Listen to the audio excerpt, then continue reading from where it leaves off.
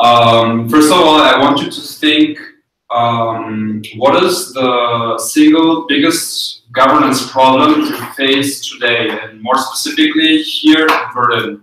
So like from your everyday life, like either being local or having come here, like from what you see, what do you think is the thing that you think should be changed, or that could be done or in a more organized manner or done more efficiently? The marriage is very expensive. So first of all, first of all, think and write it down, and then we will gather the ideas. So just 2 minutes.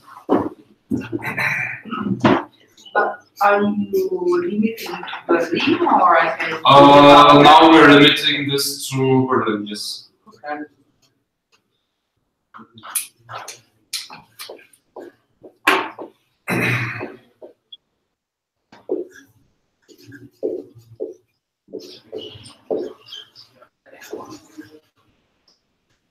So is this regional or international? This is only for Berlin. This is a regional problem. Cool.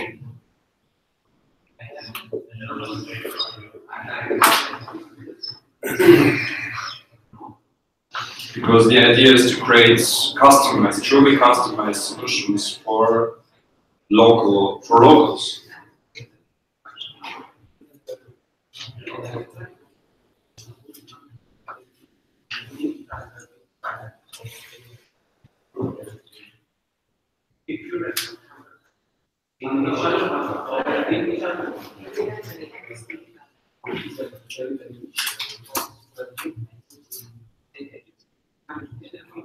Does everyone have an idea?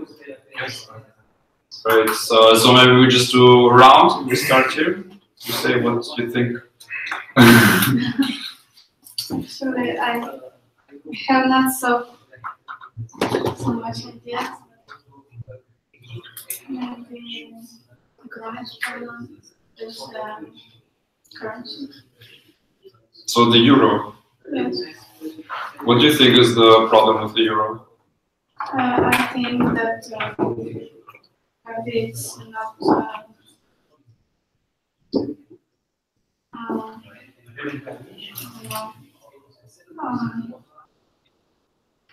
It's normal, but for some people it's so expensive. So it's the exchange rates of Yes. currencies. Yes. Okay. But not. So you mean in the European Union, probably? Yes. So maybe for people in the south, it's more expensive than people in the north, or something like this. Yeah.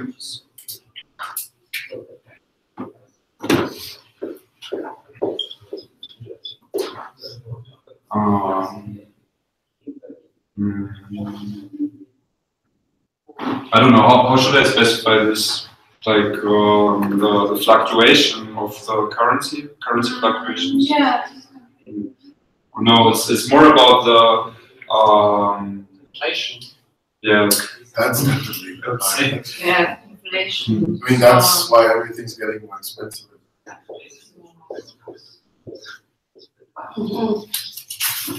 Okay. Yeah. You can also say it in German if you like. No, I have not idea for Berlin. All my problems are global. Say it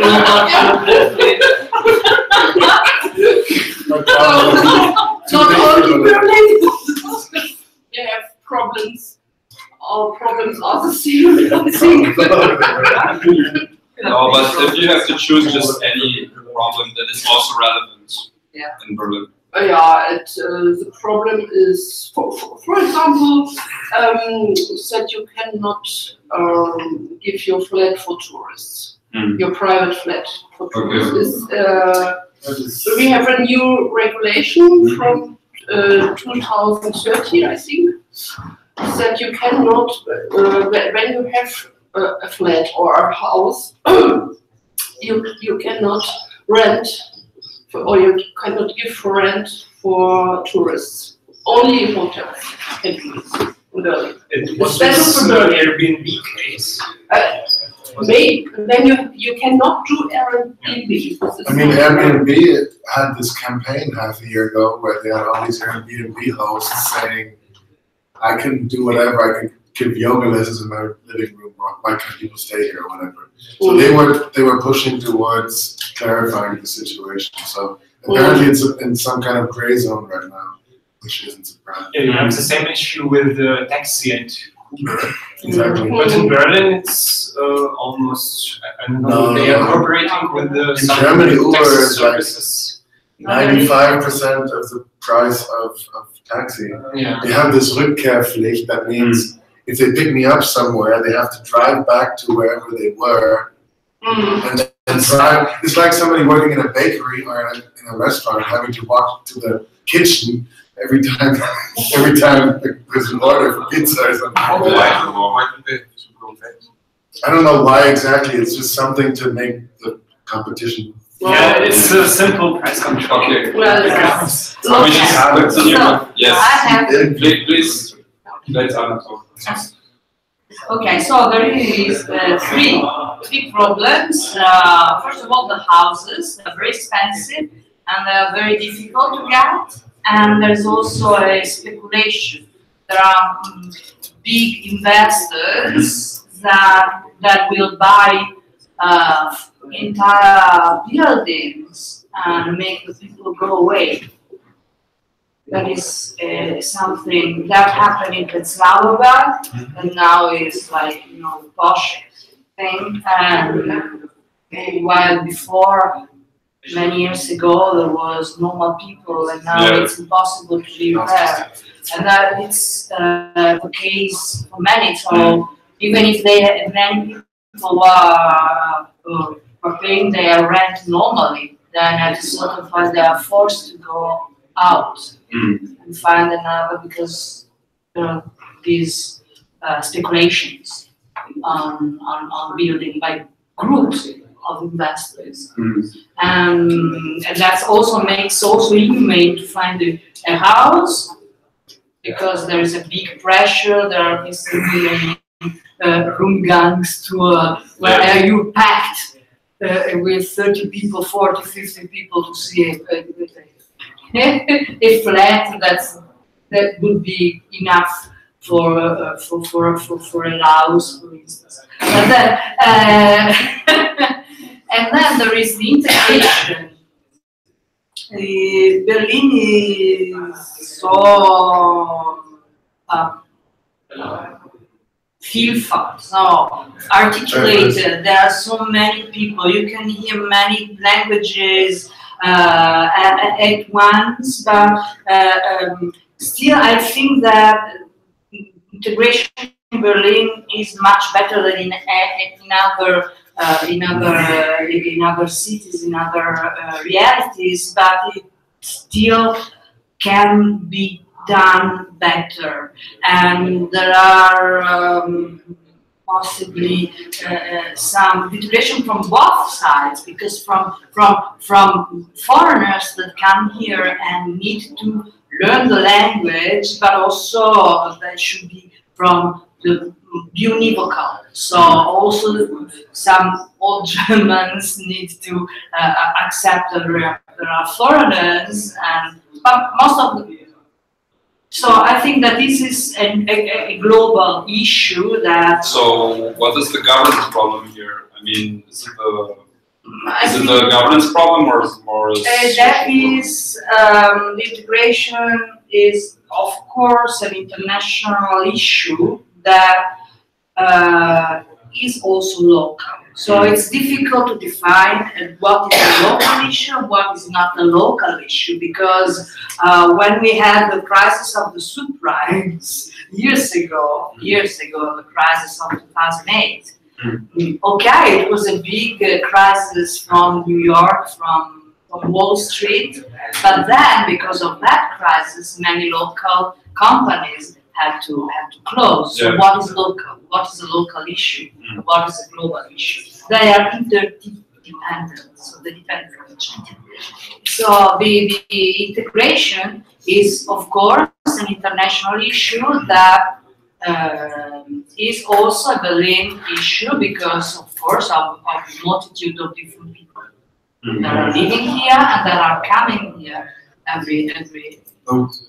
Let's say something like integration or something, just something abstract like that. I mean, you could have, if you say the government is not doing whatever to make whatever phenomenon happen, and you say, I really want this to happen in my neighborhood, you could set up some kind of incentivization schemes with tokens to say, okay, we're going to do, I mean, I don't think this is the perfect example, but integration tokens or whatever, non-speculation tokens or whatever, you know, like try to incentivize whatever phenomena you want to see yourself without waiting for the government to do it at some point, which is probably not going to happen. You know what I mean? So I don't know if this is exactly this topic, but it's an interesting topic in itself to say, okay, I'm not going to wait for the government to force this and that to happen, but I want it to happen, so I'm going to incentivize it with other people who also want to do it. So it's like cultural movement token or something. You know? Yeah, and I mean, yeah, and it's probably not only cultural, but all kinds of stuff around that. But I think that's actually.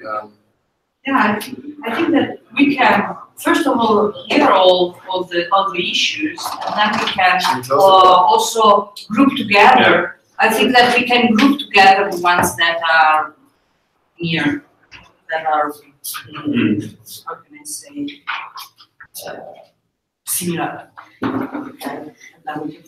And then I had another one that is the unemployment. Okay. Of course, compared to Italy or maybe to Palermo in Sicily, this is of course paradise, but it's still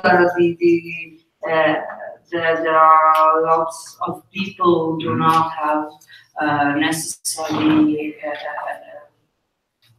So what is the problem? Do you think it's too many unemployed? Or? I think that there is also a problem of the difficult to get to get a proper Ausbildung also, because many have, but there is still much to do. I see also from the German younger people, there are many that are okay, there are lots of possibilities, but well, I don't know. I had this feeling that there is also a lot of unemployment for people who are not really who not really have a good education. So the problem is in the education, or is the minimum wage? It may also be the two. It's complicated a bit because it is not only education; it's also the regulation of the market. The regulation of the market of people, unemployment, and also maybe this moonlighting. You know, so I can just write labor market regulation. Yeah. Labor market regulation.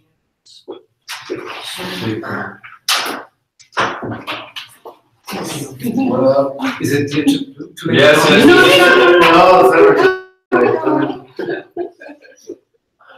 So we were just discussing the single biggest governance problem that you have in Berlin today.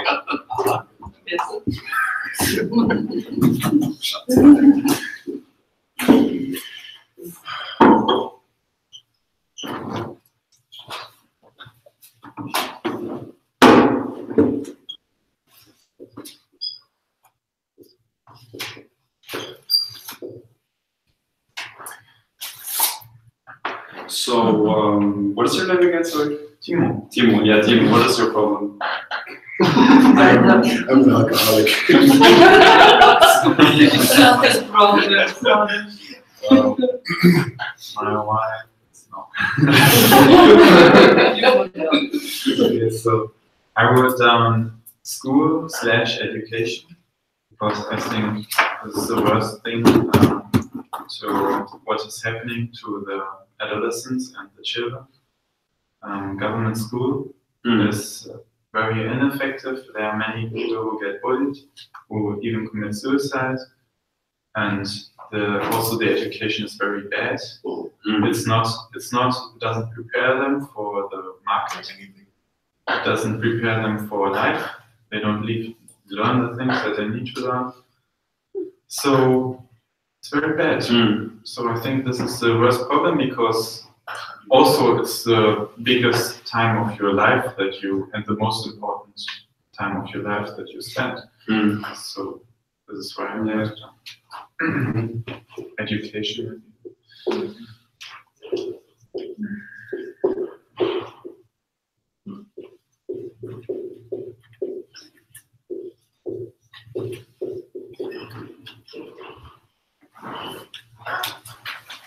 Sasha. Yeah, I don't know whether it's a local problem or thing for all Germany, but yeah, the process of marriage and divorce is a very costly thing.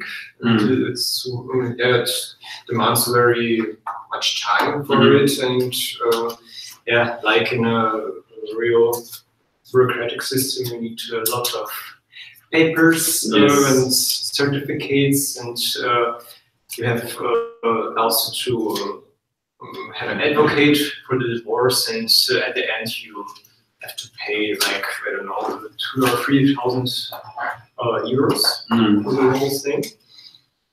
And thereafter there are advocate services which are also costly.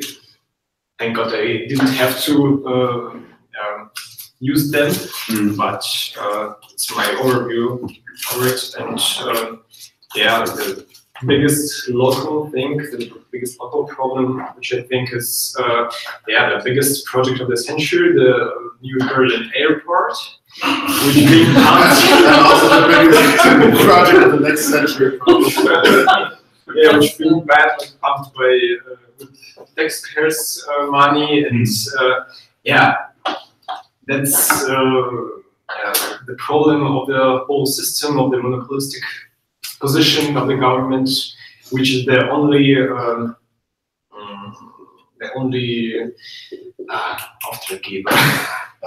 employer for city building. We should probably do a private airport before they get finished. So we need to have somewhere else private around cities in this case. We need a law that says this airport must be. That's it. That's it. Yeah, why didn't anybody think of that earlier? So the main problem is that we just don't have the appropriate laws. Exactly. Yeah. Okay, we can all leave now. So what is the proposal, or what is the government's problem specifically with the Berlin airport? The government is the latest institution on the way to build some or to expand the city infrastructure. So it depends also on like electricity, the public transportation, and all the other things like building houses and so on. So this is like better administration, better administration of public goods. Yeah, because there is no public goods. That's the problem. That's because we need contract jurisdictions. And there was also a bad administration due to a heavy, how can you say, insurance. Yeah, it's always the same problem. Of politics. So there was big issues due to political appointments of the responsible persons, of the project managers, and all this stuff. That they were not really experts, they were just politically. Yeah, they were put in charge. Yeah, they were put in charge without having a real expertise. So that is, and that made a lot of problems it created a delay. Delay, so it is Matthias, what is your problem? I have quite a few problems. Not sure. Yeah, two are already mentioned: housing and transport. Though I wouldn't. No transport, no. Yeah, well, I mean, housing just generally. I mean, it's a supply and demand thing. If people want to move to Berlin, we need more apartments. It's pretty much as simple as that. People can, I mean, Chinese people can, billionaires can buy it and not put anybody in. That might be in some type of way a problem, but in general, there's just not enough space for people, and you have to make that possible. So whatever laws are in place, I mean, it's a lot of them, they just keep people from satisfying that demand. So housing is a big problem. Transport, the same thing. If you think about it, like if you travel 6 kilometers, it takes like 45 minutes. That's simply, and I mean, if you think about it, all the transport modes are from last millennium, actually.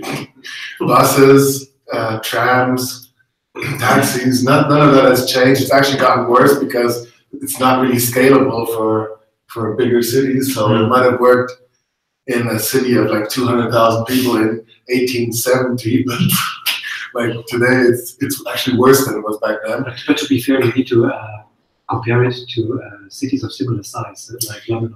Yeah, okay. I don't know how transport in ancient Rome was, but I don't think it was even that much worse than it is now. In Tokyo, there is a private. Yeah, exactly. Actually, it's true. In Tokyo, for example, also. And for example, I don't know how this exactly fits in, but in Hong Kong, the MRT, or what it's called, the transit line, they buy the property where they buy their stations, and they make 2.7 times the money they need, so they have 170% profit margin, but their prices are half what they are here. It starts at 50 cents, and the average rate is like a euro, so it's cheaper, and they actually make a profit, and they have more modern stuff. So anyway, this whole administration standing in the way, be it with Uber and taxis, be it BVG, just doing whatever they're doing as a monopolist for however long they've existed, that's a huge problem, and it's really, there's a lot of disruption that needs to happen there. Yeah, housing already is up there. Homelessness is one thing, and especially what I find so crazy is Berlin is so fucking dirty, and there's so many people who have nothing to do. There must be some way to get that together, you know? Actually, mostly even the people who want money from you are the ones making the places dirty.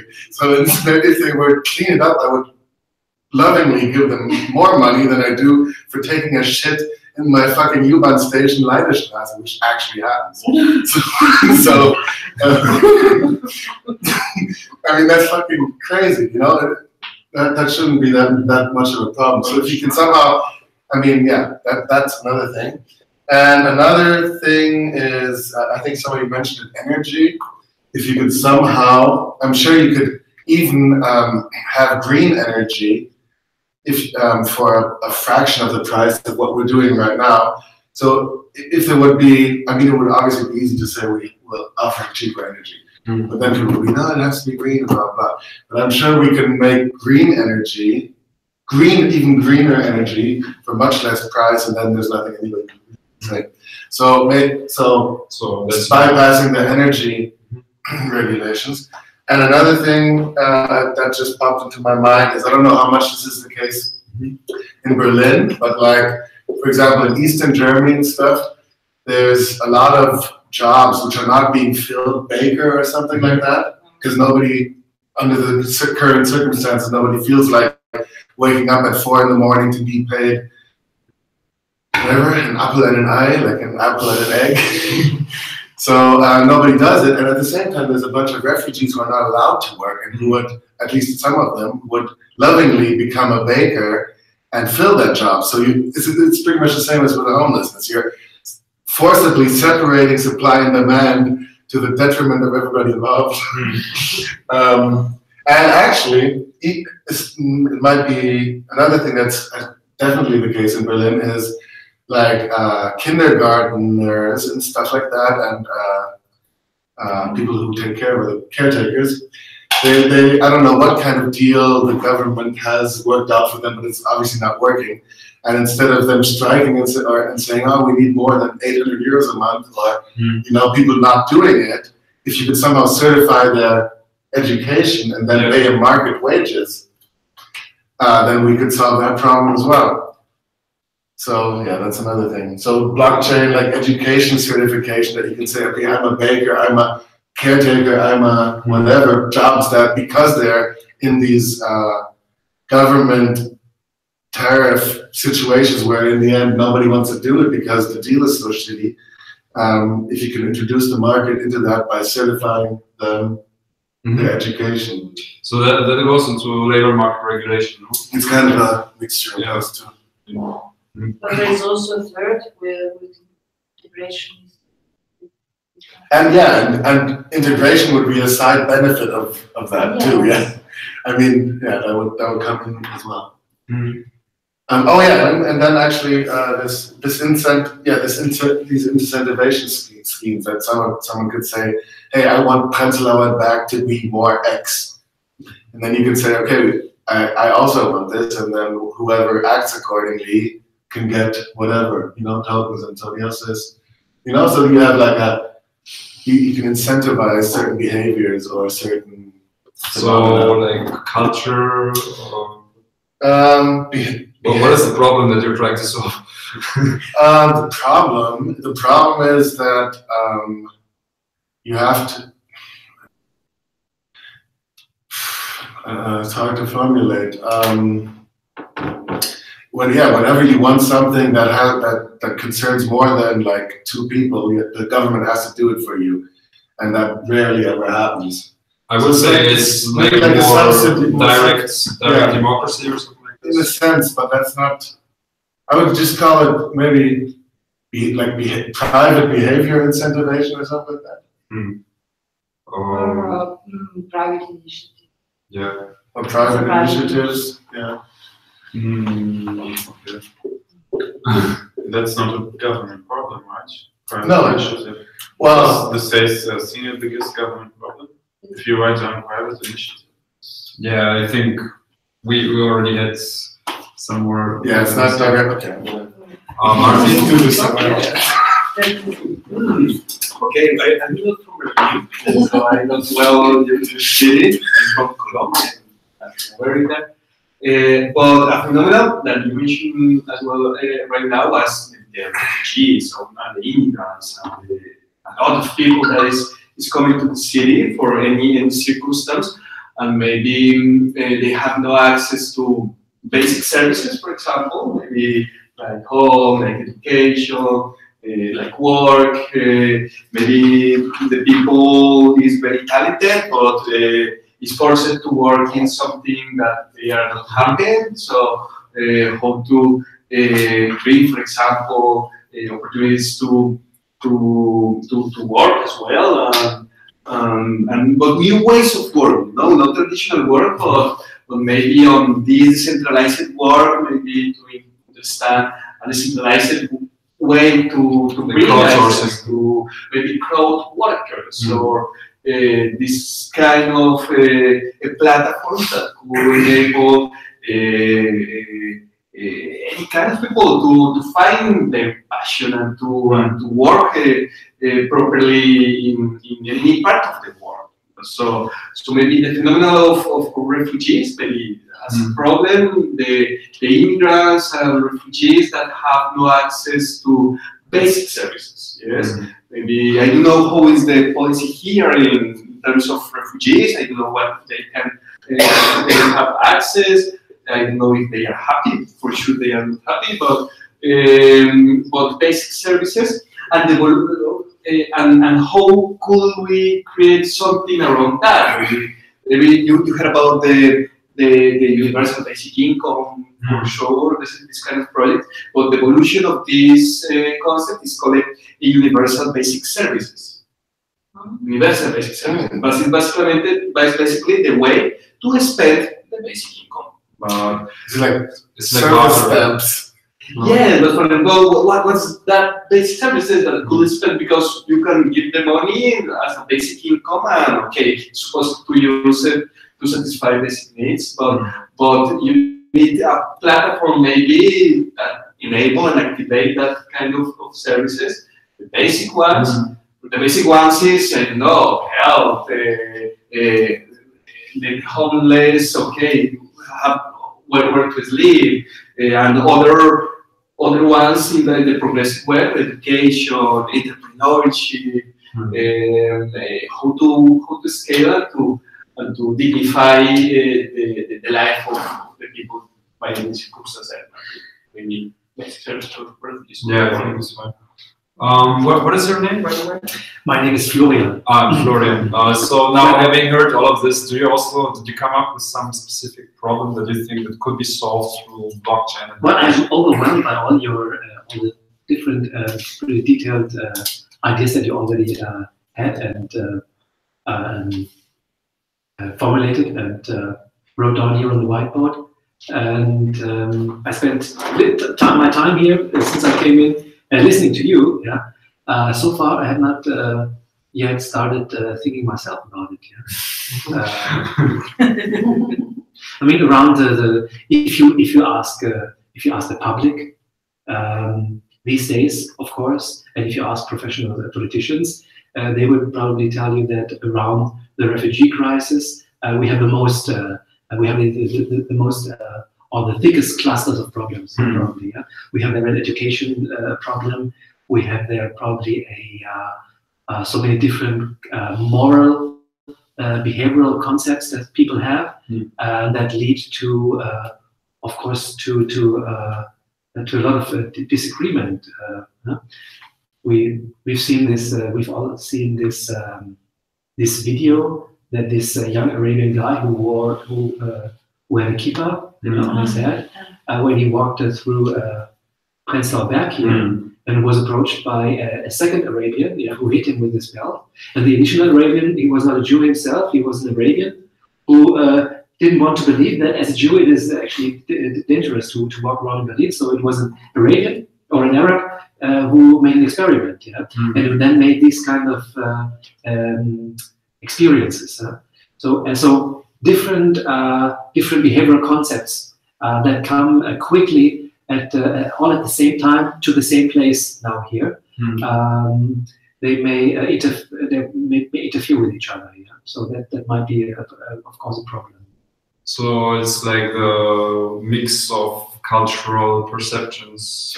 Well, there is many values, probably. Yeah, of course. There are so many discussions about what is appropriate behavior and what not.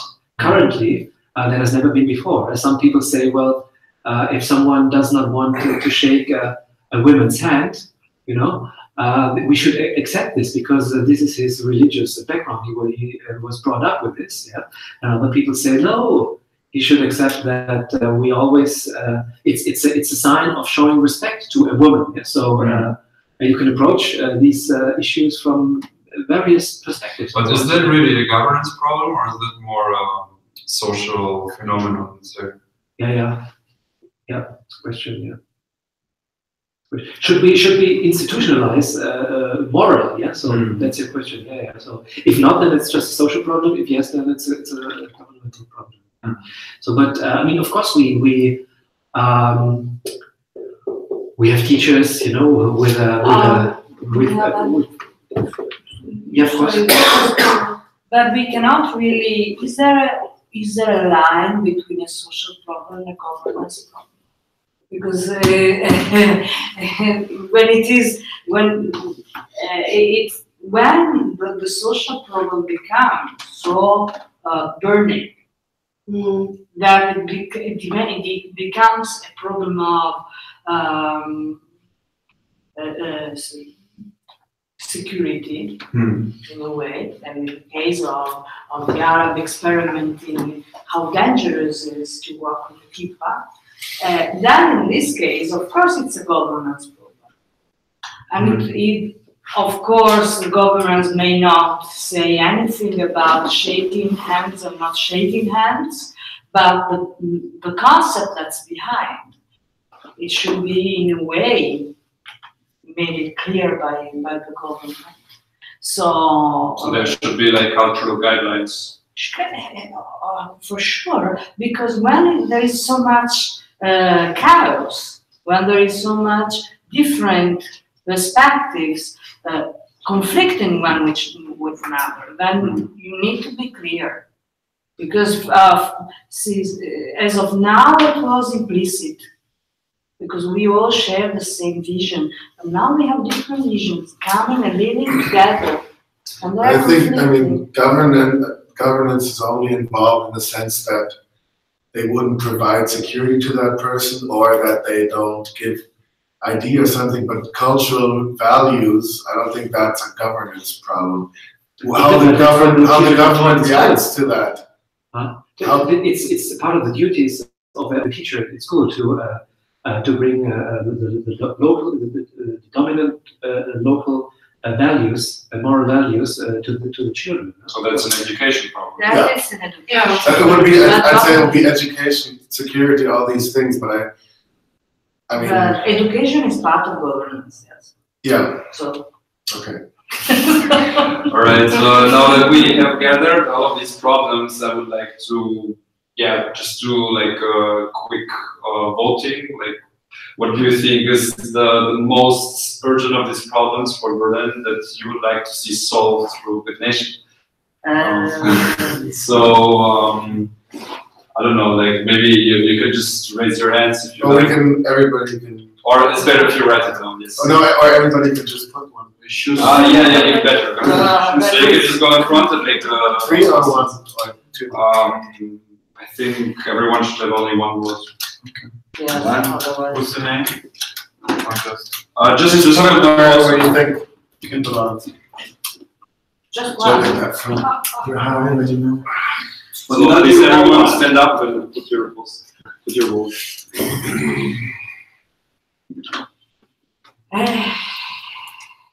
That is difficult, just for you. No.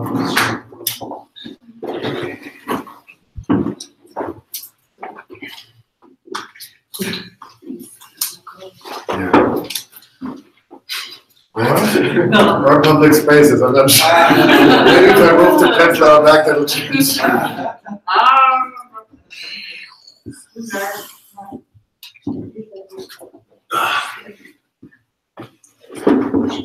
Although, actually, I'm going to change. I know. I think that. 1, 2 oder 3. Yeah, no, I think this is just easier to actually do something because you're not going to be in conflict with so many existing laws, unless there's some law preventing homeless people from doing Okay. So did everyone vote? Yes. Yes. So the winner is government education. Yeah. Cool. That is core central. So now I would like to have a little brainstorm on what is the specific thing that you think should be changed within the education system in Berlin? Did anybody go to school in Berlin? Yeah, that's a question. No. No, well, I don't know the school. Well, It's maybe we should concern ourselves with public space. But we can just say what can be changed, and then. So just to have a little bit more specific, let's say, requirements for what a potential DApp for education could look like. But to me, I cannot say about the app, but I can say my brother goes on a free school, that's how it's called. And now there are more and more of these schools where basically children can learn whatever they want to learn. They're not forced to learn something that they not want, and they learn when they want and what they want. So I think if there was a possibility for everybody to learn whatever they want and what they are interested in, there would be much less conflicts, because I think a lot of frustration happens in the classroom when students are forced to do something that they don't want and to be with people that they don't like. This is a big source of violence. So the problem is like mandatory classes and mandatory Greek. Yeah, I mean the mandatory meetings and the mandatory topics. Let's say. Yes. Yes. We create a non-formal system, a parallel system that could certify skills. Maybe certification could be other way. Today, the centralized institution that certificates you is maybe the ministry. Maybe the school that gives you the diploma to certify that you are an engineer. Or maybe to try to certify single skills, and maybe like arbitrators, but arbitrators of skills that basically you bring your experiences, your learning experiences, what you do, and from that things that you do, traduce that in certification. So it's basically like when you go to online course and you get the certificate. That's it. Yes, or maybe to certify things that you are not certified for that. Yes, for example, because you not learn that on in an university. You learn that on life, working, or maybe to certify skills in a non-governmental state. On LinkedIn, you have a very primitive version of that where you can say, whatever design thinking, these 10 people say you can do it. I guess it's a bit reputation based, because if you say some retard is good in something and it doesn't turn out to be that way, it falls back on you. But what I just wanted to say was maybe one can use the fact that we only have 9 years of forced education to use the last 3 to do actually something productive, so that people would do a Hauptschulabschluss, and then at least have the last 3 years or 4 years or whatever it's right now, doing something that would be actually much more useful than on the German schools where you do 12 or 13 years, because they're only, I mean, they might be better than the other school systems here, but it's still a pile of shit. So the proposal would be for people who finish the Hauptschule to just do some additional online certificate. So that would also be one thing, but I mean, actually, for people who would otherwise go to the gymnasium, to get them through the school system as quickly as possible, and from 15 to 18, 100% of their education would be private, and it would be at 18 they would be in a much better place than somebody who just went along with the gymnasium for 12 years. You mean the personal choice then, how to fill their education? Well, what would fill that space? I don't want to legislate that. Hopefully it would be some kind of market. Did somebody take a picture? Yes, and then I would say another thing. There is from a foreign perspective, then there's a problem of the acknowledgement of academic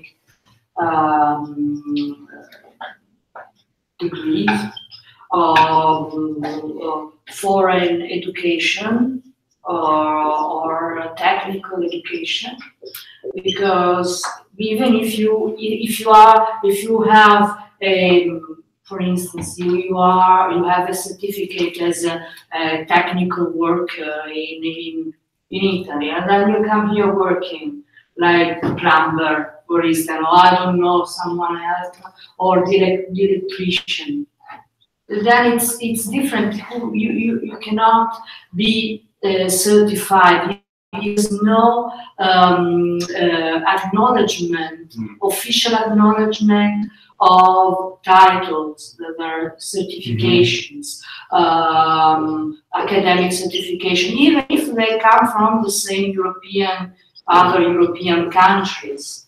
That is a great. So, for instance, I'm graduated in Italy. Okay, but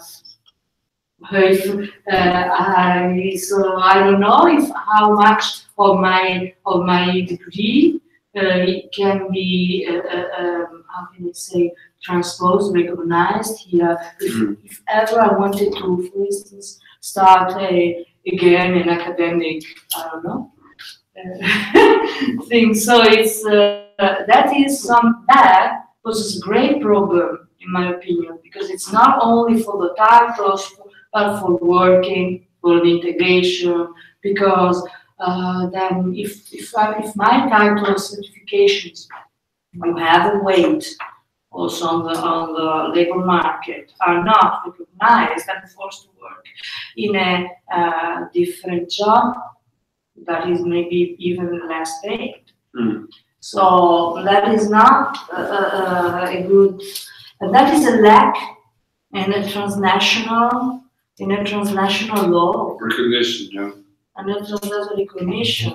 Of course, that does not pertain only to Berlin, but from one part we should start in any case. So can be this is something. My question is education government regulation? Can I speak in German? Yeah, okay. I I speak better German and Russian or French, but not English. And also ich denke, dass die Erziehung generell also nicht in der Schule beginnt, sondern noch ganz viel früher.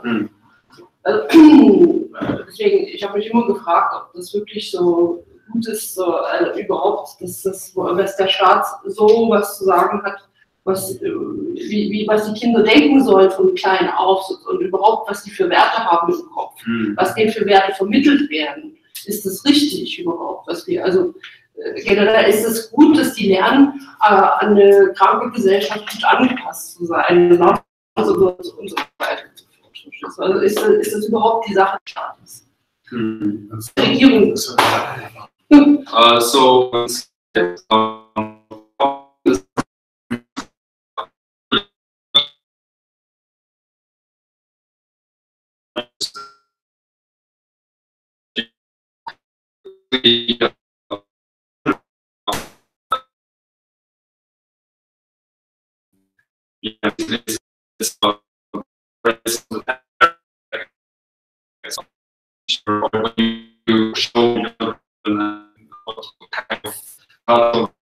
It goes even before education goes to parenthood.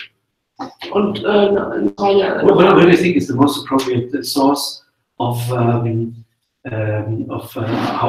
and where to learn appropriate behavior in society? Where should these children then derive their values from? From the government, from parents only? From everybody.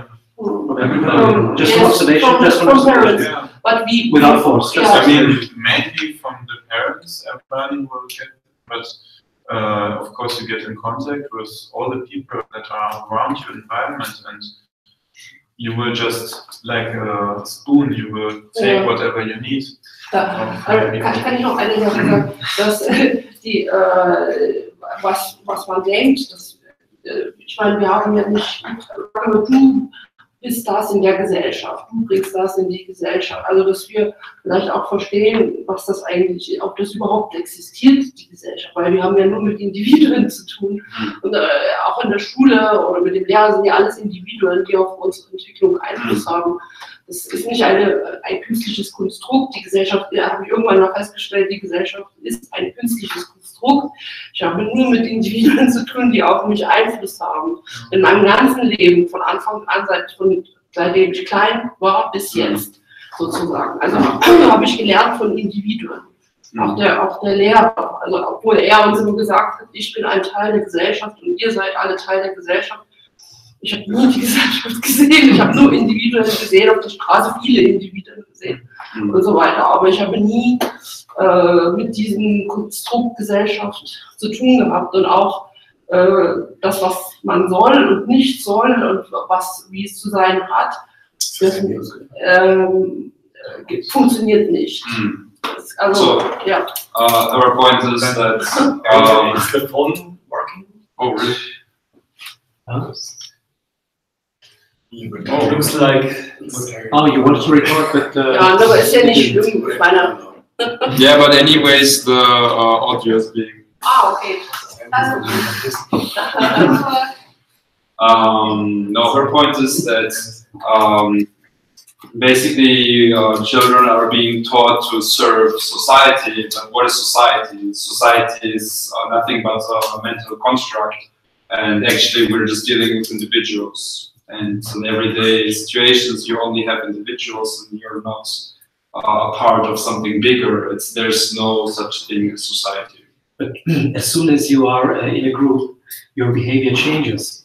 Because as soon as I enter my private room tonight, I immediately take off my clothes and will be naked within 1 minute.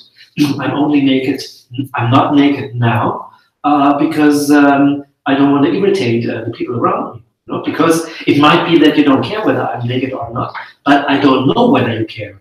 So to be on the safe side, you know, I assume that you might be irritated if I take off my clothes. Yeah. So I keep my clothes. Yeah. So I change my behavior, of course, because I have a hypothesis of what other people expect, what other people consider as appropriate behavior, about what might affect the emotions and how emotions of people might be affected by my behavior.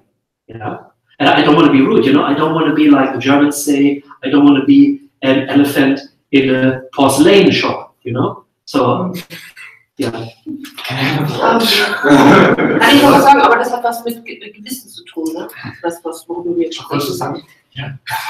Well, you know, even if I don't care about your emotions, yeah, maybe I just because I don't want to. Yeah, but some people don't. Yeah. You don't understand. Who doesn't speak German right now? No. Anybody? Nobody? No. Okay. Only you. Okay. Yeah. You also speak Also, can I say something? Yeah, I think we're going a little bit off topic right now because we were talking about an education DApp, and now we're going into, let's say, morality discussion, which cannot probably be solved through technology. Yeah, the biggest problem which I observed now with the discussion you are making, you are trying to create a new model that fits all.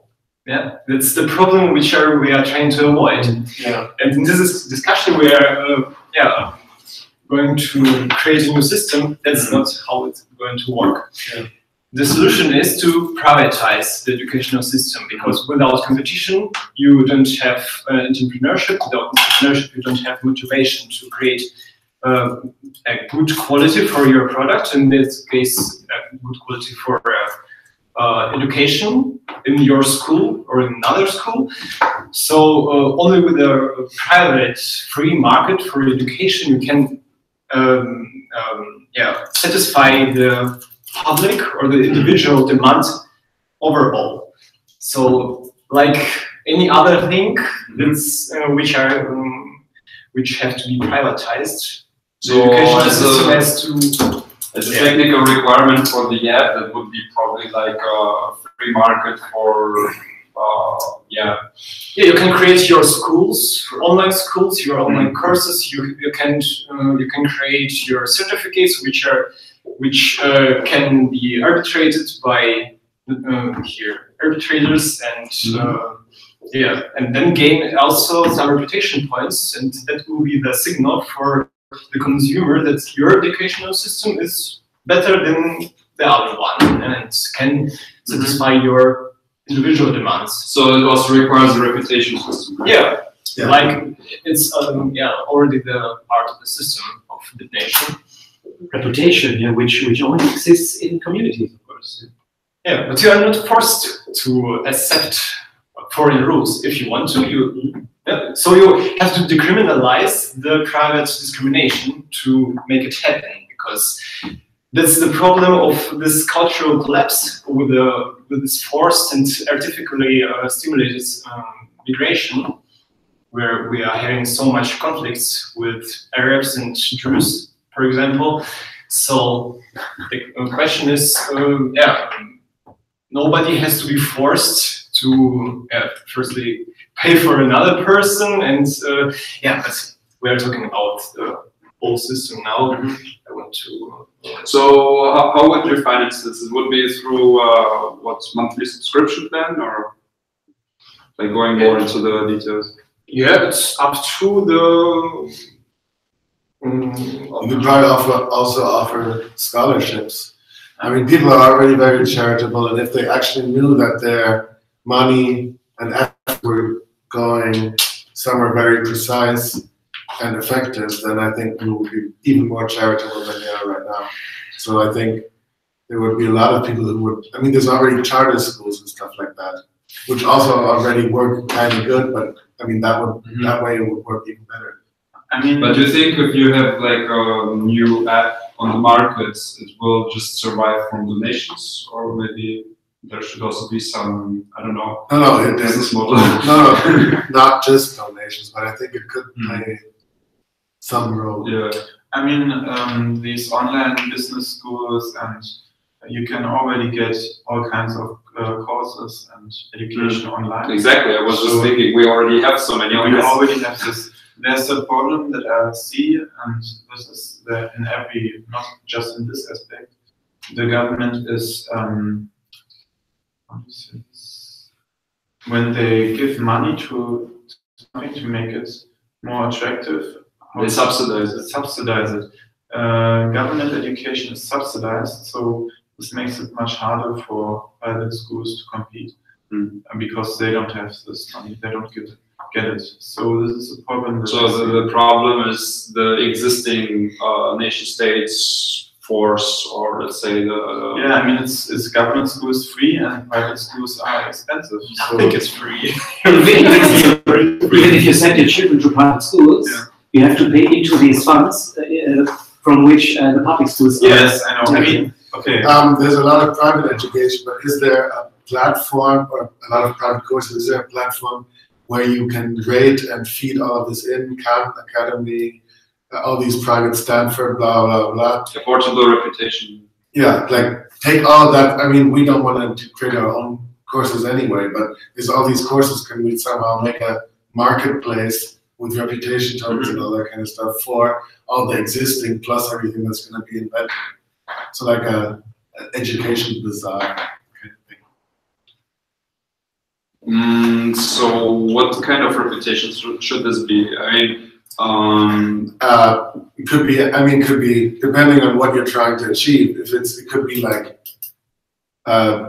if you're saying I have a business school, my aim is to let people make as much money after graduation as possible, and you can say, okay, people who left my school after 10 years make 120,000 euros on average, and these people make 80,000 on average, so my school is a better business school. You can say, you know, so that's one way of, depending on what it is. There's another one is more like a humanist school, and they're like, we want to produce as moral people as possible, then I would have to think of some other metric to prove it. But I mean, an education is not just something that you just do into the blue. There should be something you want to achieve with it, be it be ready to make money, be ready to be a good person, be ready to do all of the above or something. So then, and that's a bit of the problem right now with just free. Yeah, you just go to school, you just go to university, you don't know why, you don't know what for, and then you have a degree and then you do whatever, but it's not measured against anything. It's not really goal oriented. It's not goal oriented at all, actually. You just do a shitload of courses and then you send out in the world and realize you don't even know how to do a tax reform, whatever, you know, declaration.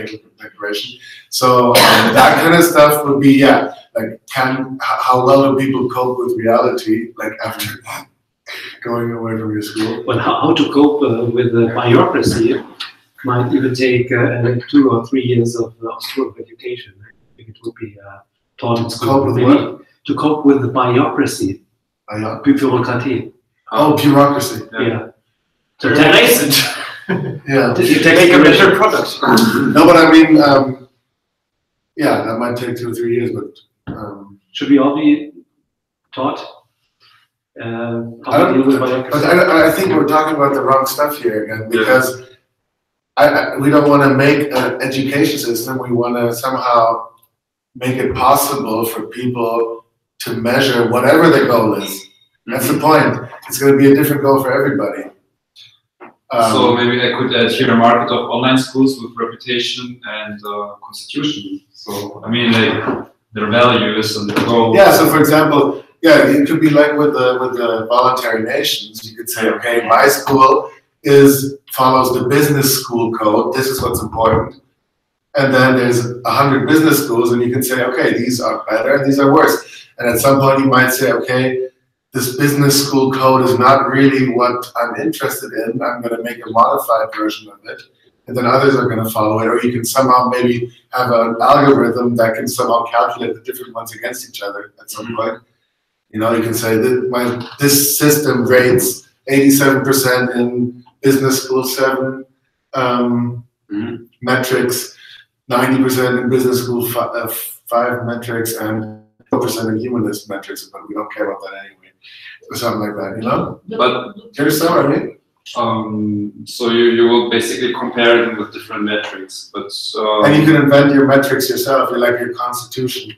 Just like it's basically just the same with like this. Just like with nations, they can have a constitution. But I think this would work even better with the exocortex that we're designing with Bitnation. So this is something that I haven't mentioned so much in the presentations yet. What we're building basically sort of not only the bot, the Lucy bot, but it's like sort of connection of lots of different data that you're giving on Pangea, but it's encrypted, so there's like no, it cannot be referred to your biological identity, but they can make suggestions to you. Like they can say, based on your values, on your constitution, on your prior selections, we recommend you to use the school, for example. They could just make a sort of recommendation, you know, based on your behavior.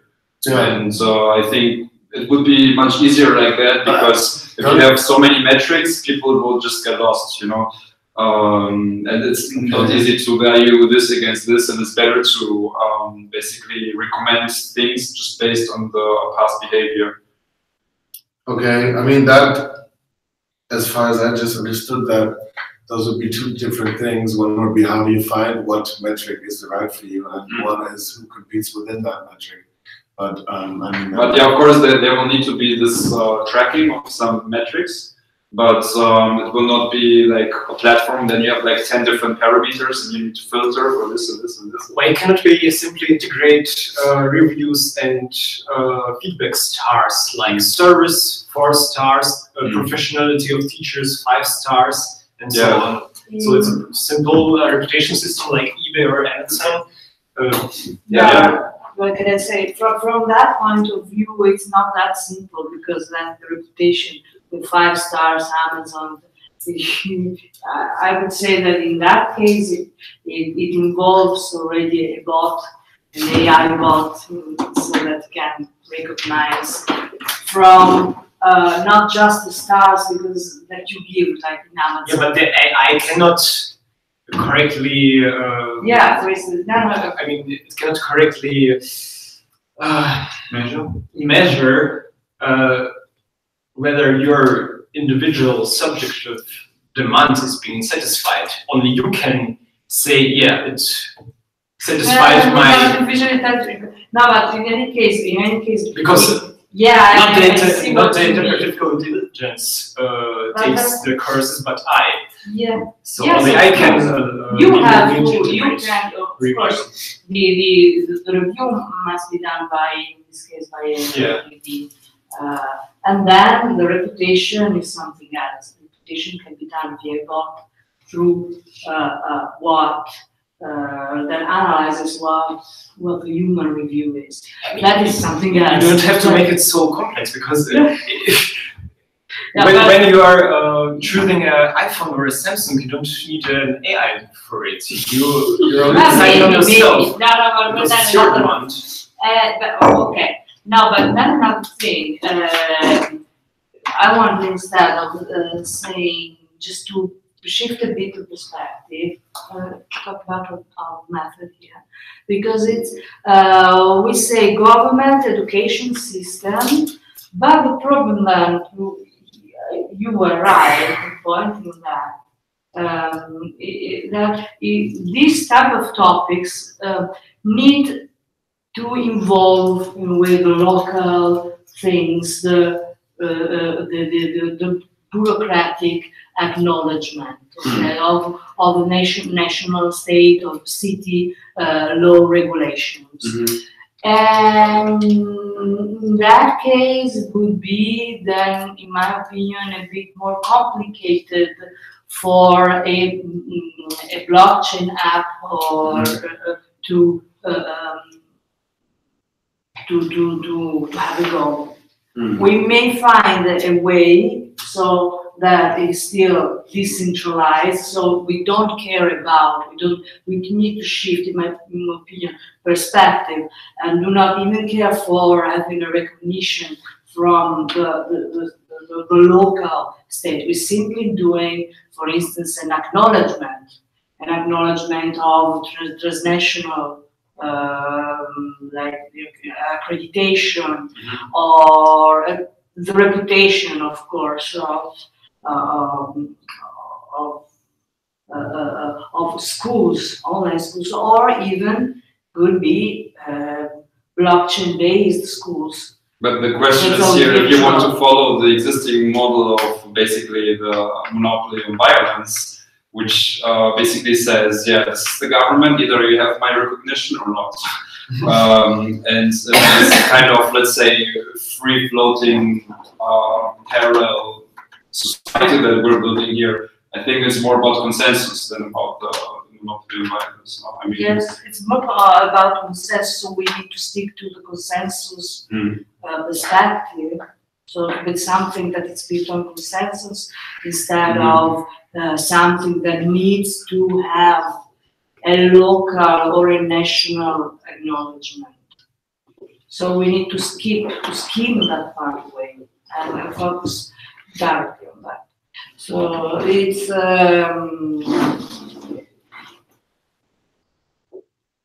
so we started locally, but that was tricky because, of course, we thought about Berlin and we thought about, our real life, so to say, and then then we need to go away from that part, from the local part. We need to think in another separate perspective. In a separate perspective, so to say. So the reviews and metrics, well, it's they need to be coexistent, because it's true the review is the individual that gives the review. For instance, for all the online school imaging, that there is a nation can be also a school, or a nation can host many schools. For instance, that are online courses. But my question here would be, how can you drive the participation in this recognition process? How can you make people want to go on the platform and verify each other? What was the question? How to basically, that's so we're trying to change from this paradigm where just everything is right or wrong based on the permission of the central government to a consensus where you have individuals who have like individual rights and they're individuals, and they can, just by having certain majority, let's say in a group, already verify each other. So that's the consensus. And the question is, how do you make people want to participate in this process of recognition, of mutual recognition? Specifically about specifically for education. So you're searching for incentives. Yeah? Searching for incentives. Well, I was. You want to say something first? Or? Okay, so I would say a big incentive is if you have a review system like with Amazon. For example, for me is I always look reviews in Amazon because they have the most reviews they have this 5-star system, which is pretty handy. You can always see which product has the best reviews and the best rating. So a rating system I think that would be a very big incentive for anybody to go in such a education system. So, but how you want to how you want to prevent that people with bad reputations sooner or later just leave the system again? Well, that wouldn't be bad, right? If people with a bad reputation. So you end up with people having all 5-star for everything. No, but maybe you could, if you're the longer you stay in asymptotically or whatever, no, the opposite of that. So, for example, if your first review is worth nearly nothing, your 100th review is worth a lot. I mean, you could incentivize it like that, so that people who just always come in and throw in one opinion as the first time, nobody gives a fuck. Very easily. As a bad product, they have the ones that get a bad reputation. They can still deliver their product, which is their course or their education, just for a low price. As today, you have products who have low quality, they have to be with a cheaper price. The products with a high quality has a high prices.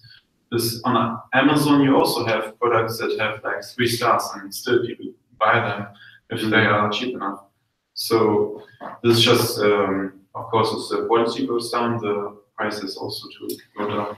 Yeah, but here we don't have a supply and demand system. We have the question here whether people want to be at all part of this community. Yeah, I mean, if you get a bad reputation, you would have an incentive to make your. You have an incentive to leave. You have an incentive to leave. As soon as you give me a bad reputation, it's an argument for me to leave. No, not really. For example, the ones who sell products at eBay, they also get sometimes bad reputation. They get or they give? They get bad reviews. Yeah, of course. So they have to lower the price. But it's not. They don't leave them. They just try to deliver the product faster, for example. Yeah. So they stay in the system. Yes. They just lower the price or whatever. Yeah. So, but here we have the question whether people want to be in the system or not at all in the system. You know. Yeah. Someone can make. Yeah. Someone need. I mean, that was his question. How can you make it attractive for people to join this? Yeah, I think you are all trying one more time to regulate the free market. Let people make. Who tries that? You in this discussion, because you're trying to artificially simulate people to use a system. Yeah, it has to be. He offers something. No, but I was asking for like incentive system. You know, it's not. Let people make smart contracts. I pay money and I get my education. That's all. But and then the review, and then the free market decides which are the best productions. And also, and maybe even also what are the best review systems. I mean, I don't know how Meta. No, but the fact is that we have the Amazon thing, eBay thing, which are not really pertaining much to education. Why? Education is good. Wouldn't this again be the same I would do it another. So can I just say something? I think it's like 2 different things. One's the actual service. Yes. Like you have a like seminar or online course, and you get a certificate, and then you're smarter. Great. But then what about? It's more credible that you are smart. But what about the actual recognition of this certificate that I get? So I'm just seeing this as a separate problem. So the delivery of the service itself, okay, it's no problem. The free market is at work, and you can just do this, and you give the feedback. I was asking about how to incentivize the recognition of these certificates. Okay. I would also say with a review system, there's somebody who. At first, you just have like some credible persons. They would say, okay, I looked at this certificate, and how do you say this? Who is a credible person? If you put your feet in the fire for this, so I say like somebody who's well known in this in the nation, who has already a reputation. Yeah, who has already a reputation. You would say, I vouch for this. I I can testify that this is good. Like a moderator system. Yes, and other people could also. So you cannot start from scratch. You have to start with an already existing reputation from somewhere else that you want to transfer. Like in real life, if you want to start here. No, well, if I go some, I mean, we are in a globalized world, of course, as you will find. As long as I use my real name, you know, you can always trace my footsteps back to somewhere. But imagine 20 years ago, or imagine if I go to a small underdeveloped country, which is not yet so globalized, yeah. You go there with no reputation, nobody knows you. That's why we need a blockchain, because then you can trace. Well, yeah, of course, this is still possible. So I just want to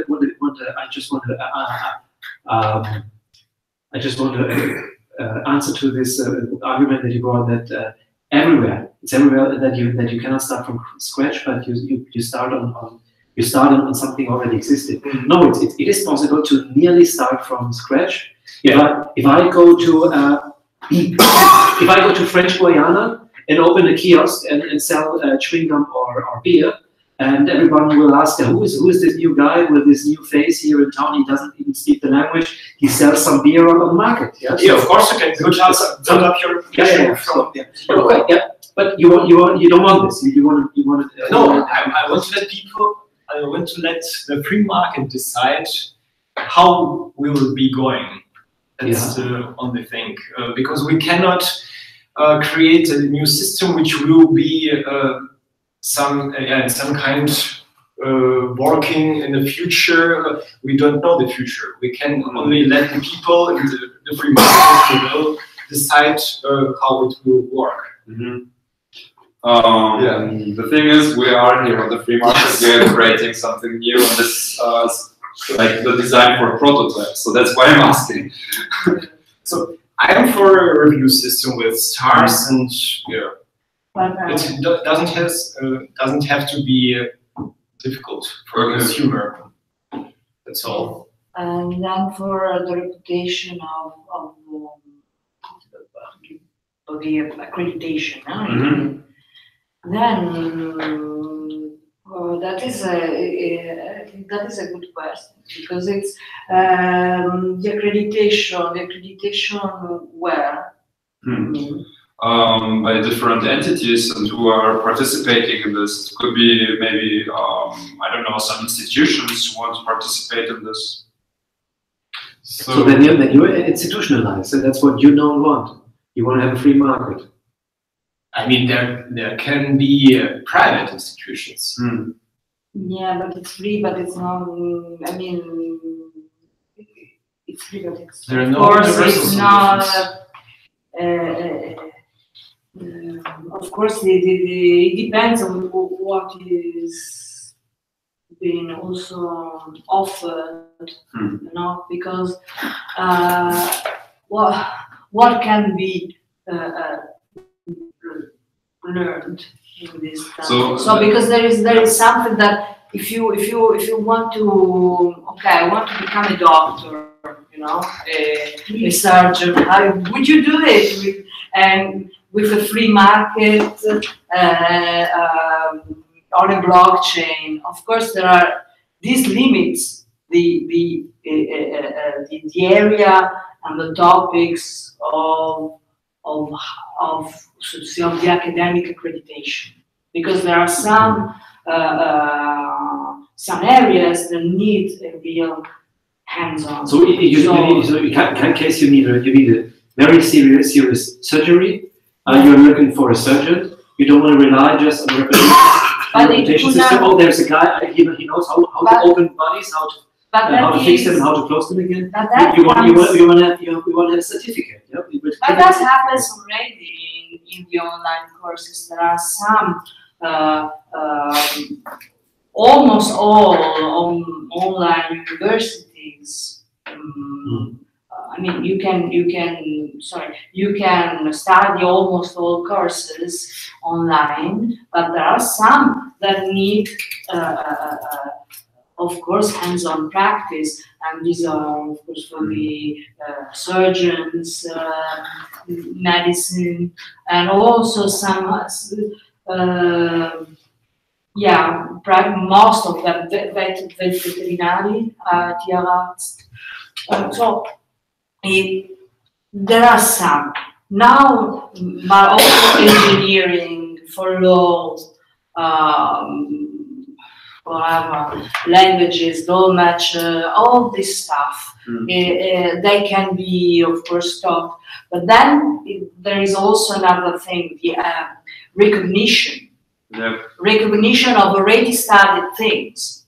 So if I'm a recognized surgeon, how can I prove that globally, for instance?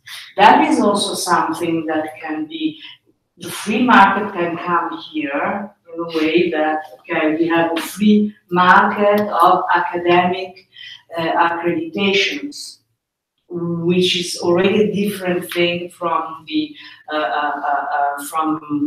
online schools. So the question here would be, what is in for the hospital, for example, if they accredit you as a doctor? What do I get as a hospital if I accredit you? So there needs to be some incentive for me to give you the recognition. It's a potential investment in your company. So if you are hiring a qualified and recognized doctor, so you can potentially have more consumers and patients. But on what do you want to rely as a hospital? Yeah. As a hospital, on what do you want to rely? I mean the. But but it's just a give and take, because the hospital can give the accreditation, say, oh, this is this surgeon has worked for us, and also may receive all via the same blockchain accreditation, can also receive people that can work for the same hospital. It's difficult to explain. But in my opinion, so it's the main incentive is to do things because these things can be done by others to you in exchange. But so with it's things like with very sensitive issues like doing surgery, practicing exercising surgery on someone. Yeah? How do you want to start from zero with your first surgery with a zero reputation if you not at least have a certificate from an institution? So that you know, someone who needs a surgery, yeah, needs to rely on something. And if someone tells you this will be my first surgery, you want to at least you want at least see that he shows you a certificate that proves that he has 5 years of education from credible institutions. So your question was, what is the incentivize to give certificates? Exactly. Right? Okay. So, and I would just say money. I would just say you buy a certificate from somebody. I think this is how it is already happening right now. So you can just buy a certificate if you want to be a nurse or what did you say, chirurg? So the doctor has to pay for the certificate. Yes, it's very easy. easy. Buy the certificate. I mean, you can buy the education. Some people can afford to buy the education that leads to a certificate. I mean, other people cannot afford to like buy a driving license. They just check if you have the skills that you claim that you have, and if you have them, then they give you the certificate, and you get this certificate, of course, from like a hospital or something that people already know, that they know their stuff, that they have already a reputation. Imagine that I don't know who you are. You are a medician, or you told me that you are a medician. You need to convince me that you are a medician. I don't know where you study, but you have the skills. I assume you have the skills. maybe I'll start to talk with you about, okay, what you know, maybe to bring a third person, other person that know a lot about medicine, and start to navigate into field maybe the minimal expectation about what a medicine should know. Maybe for different professions it's more difficult than others. Maybe for medicine is a particular one because it's like, if this person is not a real medicine, maybe could kill people, but maybe for that cases we can say or identify other kind of ways to validate that these people know what they are. No, maybe with other technologies, but no sé, simulation, maybe make this inception in a virtual reality world, or I think any case needs different strategies to identify that these people have that skills. But maybe the point is to start the conversation. I want to certify that I have communicational skills. Maybe I can apply for some global test or some place that could bring me or that will identify that I have these skills, and maybe I need to potentialize these other one skills. Maybe it's a kind of design the ways to validate that capabilities. I think in a lot, not in all cases, but at least in a lot of cases, we could, or one could just focus on the result instead of the process. So what I want is my appendix to be removed without complication. I don't care if it's done by a monkey on acid or by a robot or by a bunch of people. I want to have it done, and I don't want to have any problems with it. So if there's a smart contract between me and whoever does this operation, and he says, I'm going to do this properly, these are the conditions, then, I mean, you know? Yeah, but some people, you want to be sure that he doesn't screw it up. Yeah, so that's a question for the smart contract to solve. How do you design a contract where nobody wants to screw up? And maybe that's not the only contract. Maybe you do want to somehow say, okay, there's a process, but just there's the result, but just for the case that there's some doctor whose dream it is to, screw up an appendix thing, even though his reputation will be ruined, I want to have some other thing too. But I think focusing on the result actually will probably work a lot better than on the process in a lot of cases. So we're not focusing on the result? Well, if we're talking about certification of doctors and stuff, then we're focusing on the process. How does he become a doctor? I'm not talking about anybody being a doctor. I'm talking about it being done properly. I mean, in a doctor case, it's maybe a sensible topic because life is involved, but let's just imagine it was something like, I want a CEO for my company, okay?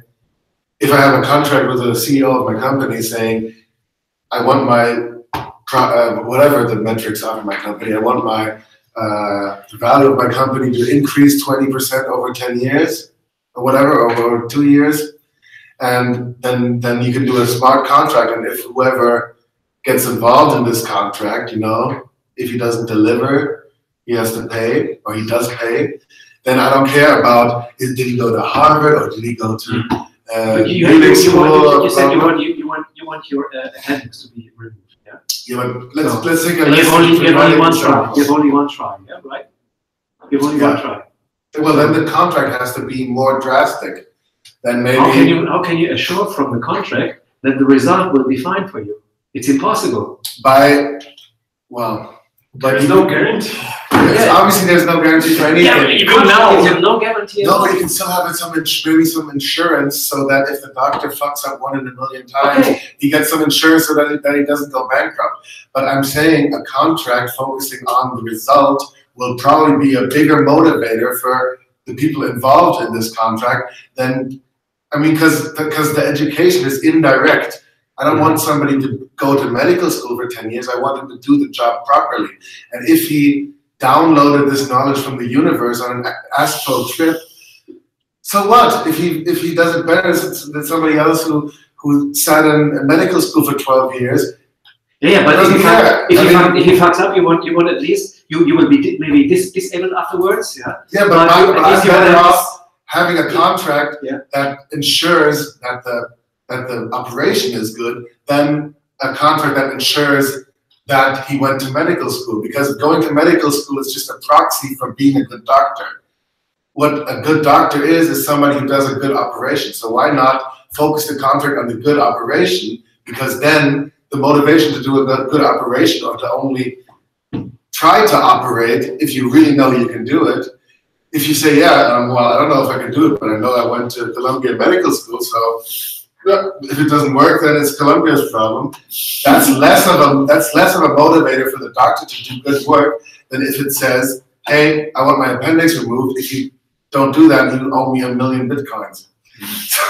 Or my family. Well, it might be that someone who has a very, very good education, still just wakes up in the morning and has really no drive to do his job. Okay, can be totally dismotivated.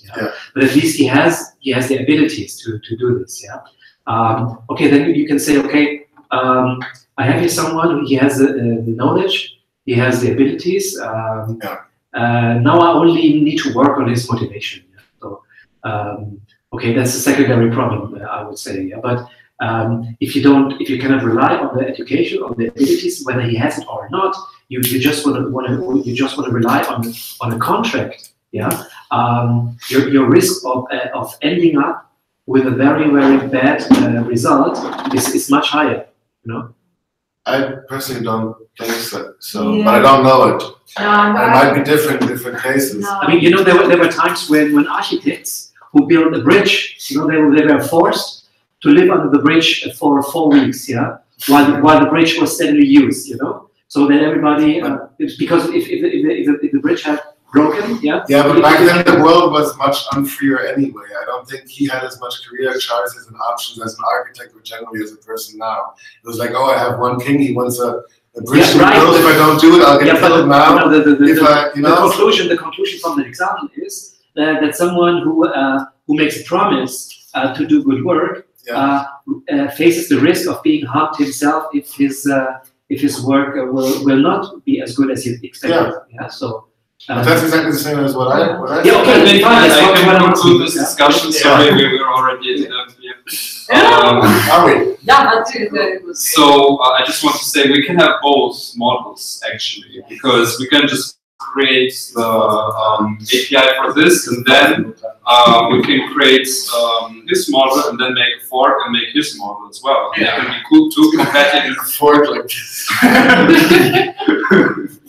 So we can have two competing models that actually could both work, and we will see which one is better. I mean, that's the whole idea of open source, that you can just fork if you don't like how it's done now.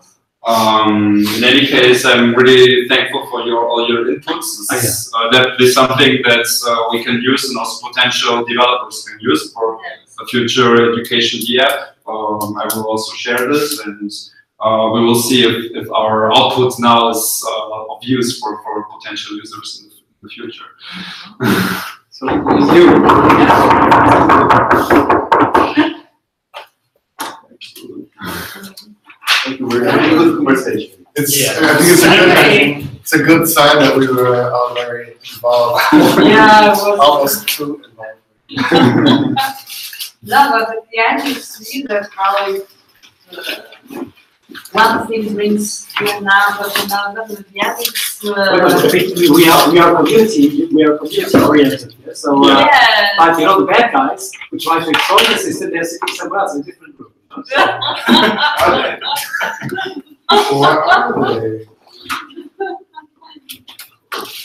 But on the topic of community, it's a bit of a community, because there's always like a Übergeist, something like if we two walk down the street and have a conversation, then the mood is a different one than if I talk with you, or if the three of us talk. And if I'm in Istanbul, my mood and my behavior automatically somehow is different than in Berlin, just because the meta vibe is around. Well, actually, I think it's more here than